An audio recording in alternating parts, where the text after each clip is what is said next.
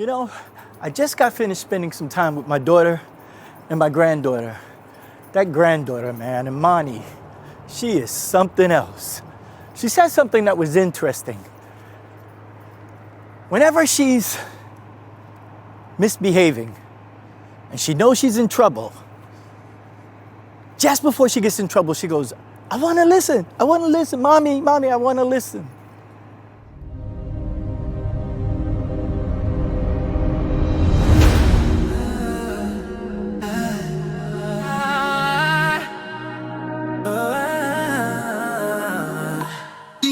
These are the words that shape our minds.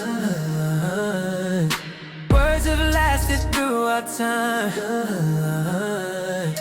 Words we hear to hear again. Words we're studying.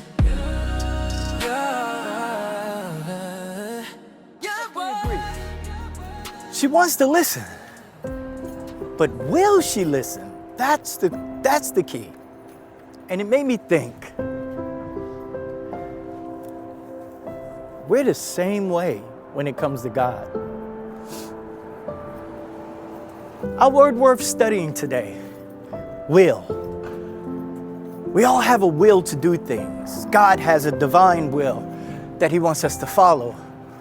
How much do we know about the will, human or divine? There are a lot of different words that can describe the human will, the divine will of God. But I think that one of the most important things that you'll find is that there are three Greek words, and I want to touch all three today. Romans chapter 7, verse 18 says, I know that within me, that is, Paul says, in my flesh, dwells no good thing. The Apostle Paul goes on to say, for to will is present with me, but how to perform that which is good, he says, I find not. It's got to be exactly what my granddaughter was thinking. She said, Mommy, I want to listen. For to will is present. That word will is the Greek word thelo. It means I want to make the choice, but I don't know how to perform the action. Thelo, to choose, to will, to select something without the empowerment. We have to remember that God knows. He knows the things that we choose to do, but lack the power. That's good. Then there's Ephesians chapter 1 and verse 1, where it says, Paul, an apostle of Jesus Christ, by the will of God. Now that word is a very interesting word. That's the Greek word thelemos. Thelemos is a compound word made up of two words. The first word is the one we just discussed, thelo, to select something, to choose something.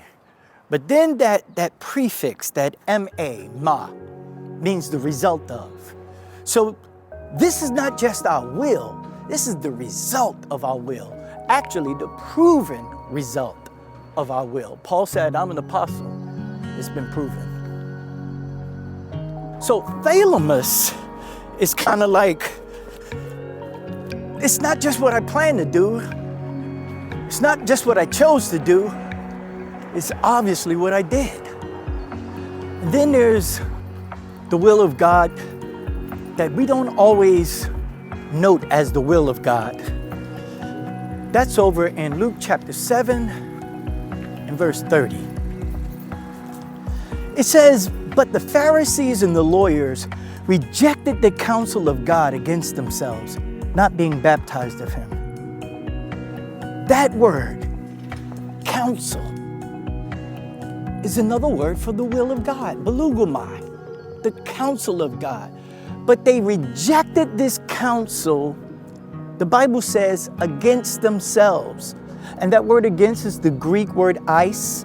It's very important. Eis means something that starts from the inside and works its way out. They rejected the counsel of God within, the will of God, the intention of God. So there's the will, the choice, the selection, philo. Then there's the will.